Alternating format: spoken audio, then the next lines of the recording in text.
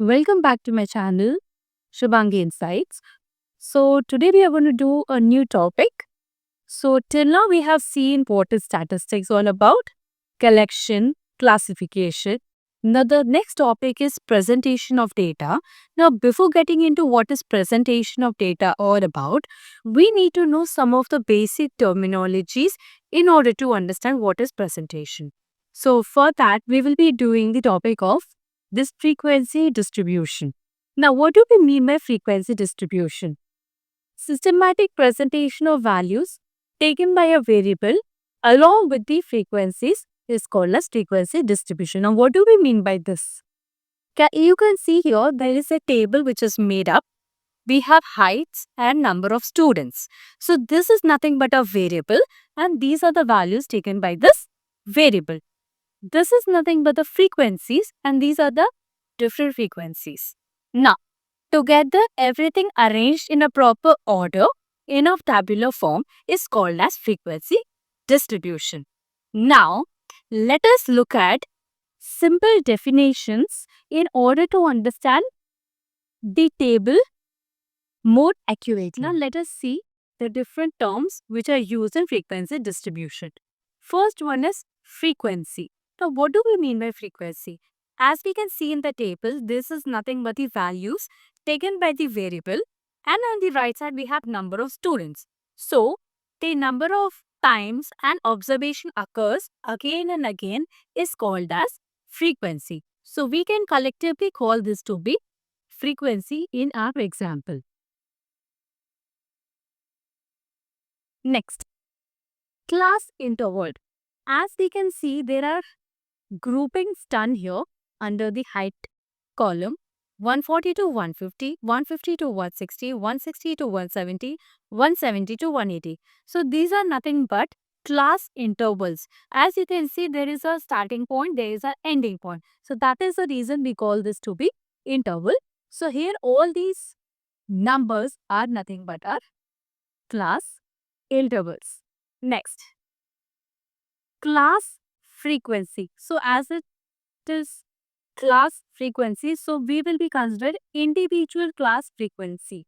That means when I was talking about frequency, that is nothing but all the numbers taken by the variables are called as frequency. But when we are talking about class frequency, that is nothing but an individual frequency. That means what is the value taken by the first variable.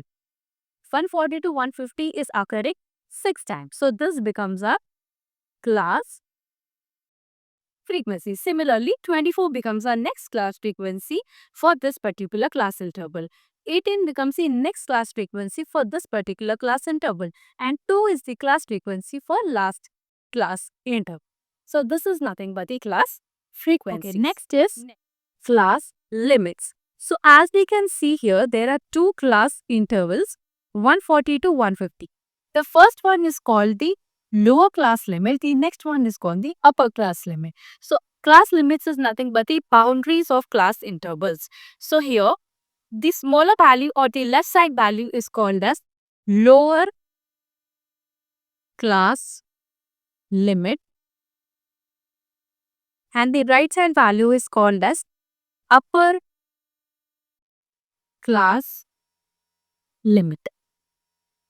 So when we talk about class limit, it is nothing but the starting and the ending point of the class interval. The smaller value is called as lower class limit. The upper value is called the upper class limit. Next is midpoint. Now, what is midpoint? As the name suggests, the central value. When we talk about 140 to 150, what will be the central value of this? It will be 145. Now, how do we get that? There is a formula which gives you this value, which is called as UCL plus LCL upon 2. Now, if you take 140 plus 150, which is nothing but 290, 290 by 2 will give you again 145. So, this is how we can get the midpoints of each and every class interval. So, this is nothing but your midpoint. And the last one is your class size. As we are telling class size, so there is that will be the difference between your class intervals. Now here our class intervals are 140 to 150. So 150 minus 140 will give you 10. So that becomes your class size. Similarly, When you take the next class interval 150 to 160, the difference between them becomes your next class size. So these are the different terms which we need to know in order to understand frequency distribution. Let us look at these definitions one by one.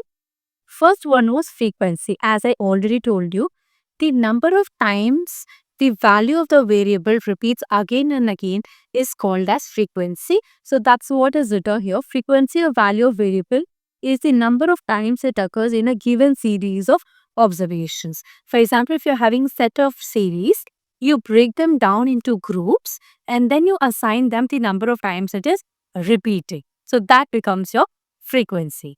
Next is class interval. A large number of observations having wide range is classified into a number of groups. Each of this group is called as class interval. So what do we mean by this? If you're having a wide range of observations or many data, what you do in that case, we break them down into groups, calling that as class intervals, and then using them for a analysis. Next is class frequency. So the number of observations which a class contains is called as class frequency. As I had already given you an example. For example, there is a class interval and there is a frequency attached to that. So that becomes a class frequency for that particular class. Next is class limits. The two ends of the class intervals are known as class limits of that class, and there are two types of class limits, lower class limit and upper class limit. So, as I had already showed you in the example, the intervals which we have in the column, the smaller value and the larger value are nothing but your class limits, and that is nothing but your lower class and the upper class limits. Next is midpoint. Now, as we have the class intervals, the central value of those class intervals is nothing but your midpoint. It is the central value of the class interval, which you can also find using the formula upper class limit plus lower class limit by 2. Last one is your class size. As it is talking about the class size, so the difference between the upper and lower class limits of class intervals, as we have the lower value and the upper value, the difference between the two will give you the class size. So these are nothing but the basic terminologies which we need to know about the frequency distribution. This is not important as exam point of view, but it is important for us to know the basics, right? If for us to know anything about a topic, it is good to know the basics about this so that those topics when we go further becomes easier for us to know. The next topic is cumulative frequency distribution. Till now we have seen what is frequency distribution, right? It is nothing but the systematic arrangement of values taken by a variable along with the frequencies in a tabular form. Now, when we have already studied what frequency distribution is, why do we need cumulative frequency distribution? Now, cumulative frequency distribution is required when, for example, looking at the data which we had, or you can consider any example for that matter, class, and we have frequency 0 to 10, 10 to 20, to 30, 30 to 40, 40 to 50, 4, 5, 7, 2, 1. So I have considered a simple example. Now looking at this data, we were able to tell how many students are coming in the category of 0 to 10. 4. Or how many students lies in the category of 20 to 30? We can tell this is 7. So by looking at the data, we could really tell what is the number of students lying in particular class intervals or particular category. But what if somebody asks us how many people have scored marks more than 20? More than 20. So starting is 20 and the last marks is 50. So starting from 20 to 50, how many students have scored? So in that particular case, we need to add up these values. So these values will be added in this topic called cumulative frequency distribution. So the reason for us for doing this cumulative frequency distribution is adding up of the frequencies. Now, these are of two types. Less than cumulative frequency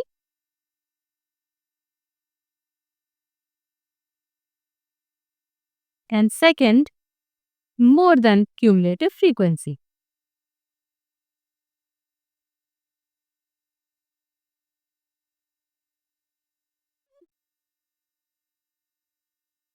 More than cumulative frequency. So these are the two types of cumulative frequencies which we will be looking at in the example. Now I have taken an example of cumulative frequency distribution.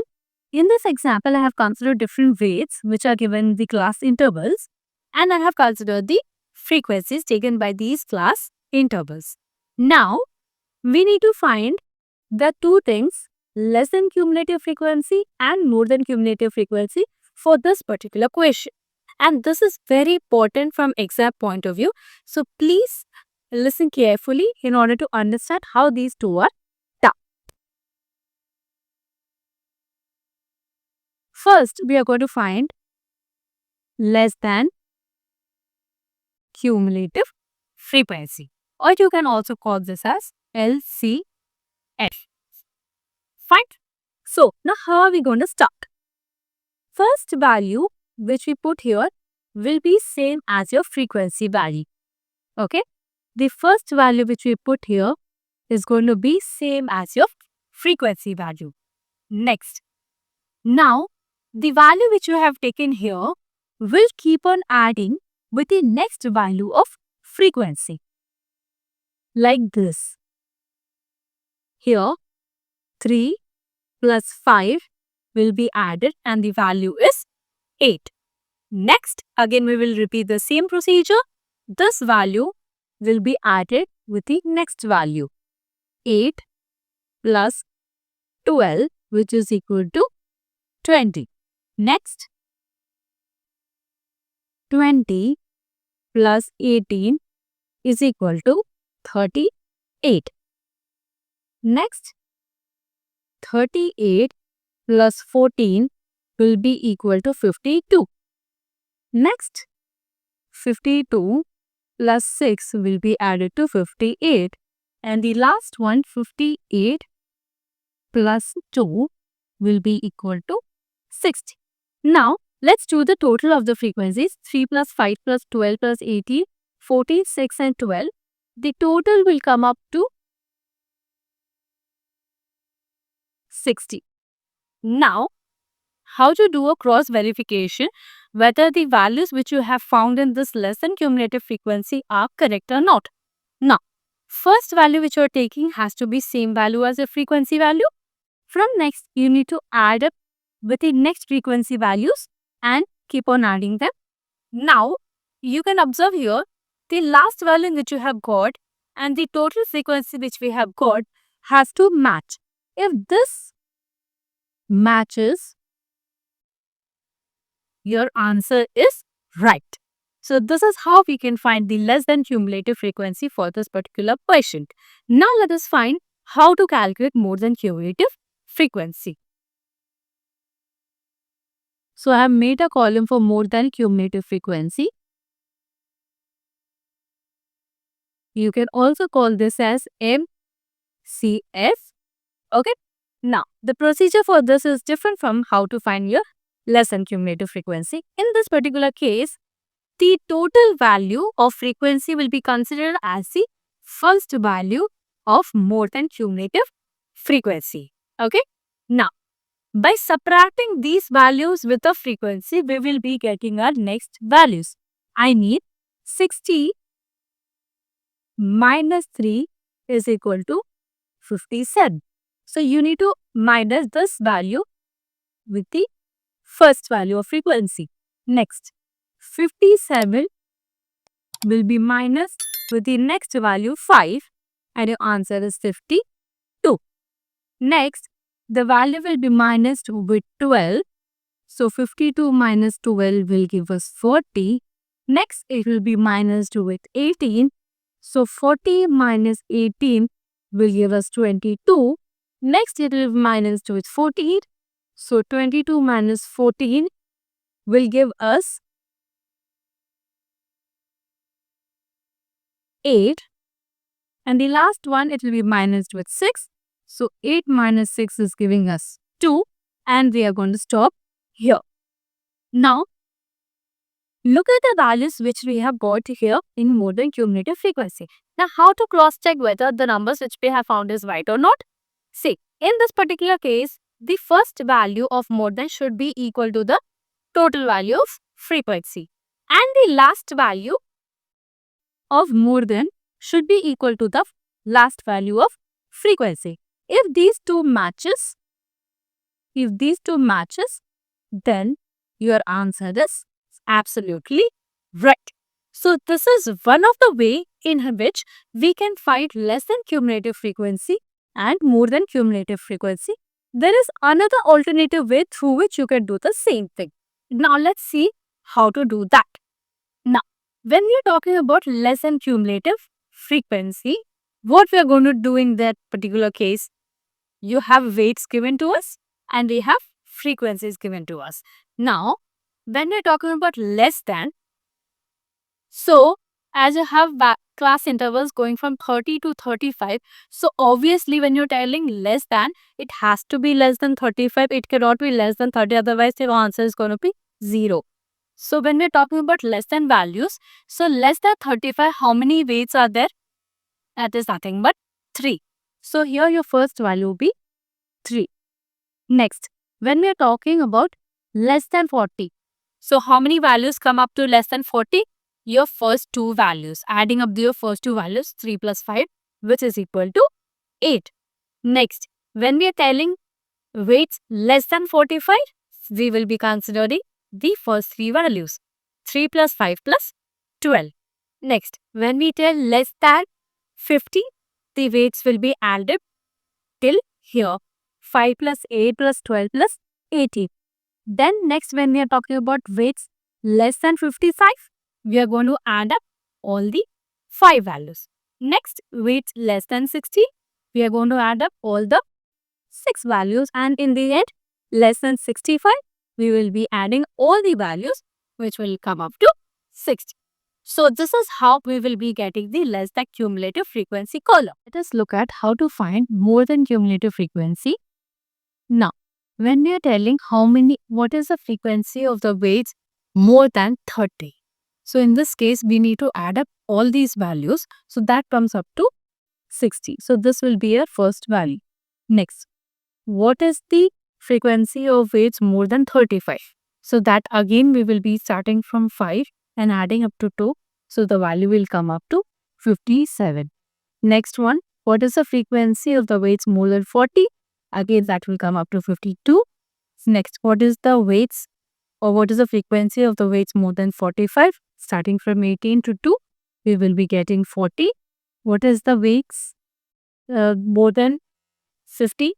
Add in some 40, you would be getting 22. What is the weights more than 55? Adding these two values, we're going to get 8.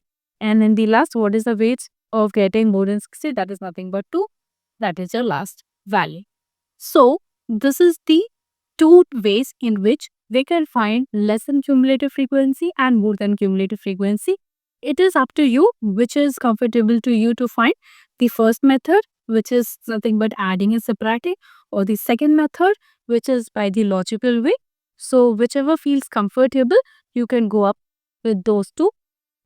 Thank you everyone. Thanks for watching this video up. If you like the video, please do like it and subscribe it.